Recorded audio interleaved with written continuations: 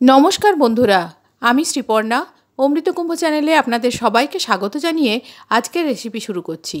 आजकेर recipe dim कषा। रेसिपिर जोन्नो नियेछि 4टे dim. डिमगुलोके प्रथमे जले सेদ্ধ करे निচ্ছি। जल फुटे ओठार पर 2 থেকে 3 मिनट फोटाबो। तारपर नामिये ठंडा करे छाल छाड़िये निয়েছি। तारपर छुरिर साहाज्ये प्रत्येकटा डिमे 4-5टा करे छोटो छोटो काट दिए दिচ্ছি जाते एर मध्य दिए नुन मशला सबकिछु भालोभाबे भेतर पर्यन्त जेते पारे ताते डिमेर भेतरटा अनेक बेशी सुस्वादु हय। सबकटा डिमे काट लागिए दिए दिलाम सामान्य परिमाण नुन, हाफ चामच हलुद गुঁড়ো আর দিয়ে দিচ্ছি সামান্য পরিমাণ লঙ্কা গুঁড়ো। এগুলো দিয়ে খুব ভালো করে ডিমগুলো মেখে নেব। ডিমগুলো এবারে তেলের মধ্যে ভেজে নেব। সেজন্য গ্যাসে একটা কড়াই বসিয়ে 1 চামচ তেল দিয়েছি। বেশি তেলে ডিম ভাজবো না, তাহলে ডিমের ছালগুলো কুকড়ে কুকড়ে যায়, তখন ছালটা চামড়ার মতো লাগে। তাই খুব হালকা করে ভাজবো যাতে ডিমের ওপর পোর্শনটা নরম থাকে। ডিমের গায়ে লাল কোটিং পড়া পর্যন্ত নাড়াচাড়া করে ভেজে নেব। বেশি তেলে ভাজলে ওপর পোর্শনটা কুকড়ে যাওয়ার সম্ভাবনা থাকে।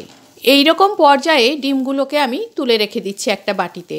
তারপর ওই কড়াইয়ের মধ্যেই দিয়ে দিচ্ছি কিছুটা সরষের তেল, দিয়ে দিচ্ছি 1 চামচ গোটা জিরে। জিরেটা ভাজা হলে ছোটো এলাচ, লবঙ্গ, দারচিনি দিয়েছি। ছোটো এলাচটা ফাটিয়ে দিয়েছি। দিয়ে দিচ্ছি এর মধ্যে কিছুটা পেঁয়াজ কুচি। নাড়াচাড়া করে পেঁয়াজগুলো ভেজে নেব। হালকা লাল হয়ে গেলে পেঁয়াজগুলো তখন দিয়ে দিচ্ছি এর মধ্যে আদা রসুন পেঁয়াজ বাটা, একটা ছোট পেঁয়াজ, হাফ ইঞ্চি আদা আর 7-8 কোয়া রসুন দিয়ে পেস্টটা বানিয়েছি। টমেটো বাটার পরে এটা পেস্ট করেছি বলে একটু লাল লাল দেখতে লাগছে। কিছুক্ষণ কষিয়ে নেওয়ার পর তেল ছেড়ে দিলে দিয়ে দিচ্ছি পরিমাণ মতো নুন, গুঁড়ো হলুদ আর টমেটো বাটা। টমেটো বাটার পরিবর্তে কুচনো টমেটোও ব্যবহার করতে পারেন, তবে টমেটো গলে যাওয়া পর্যন্ত আপনাকে ততক্ষণ কষাতে হবে।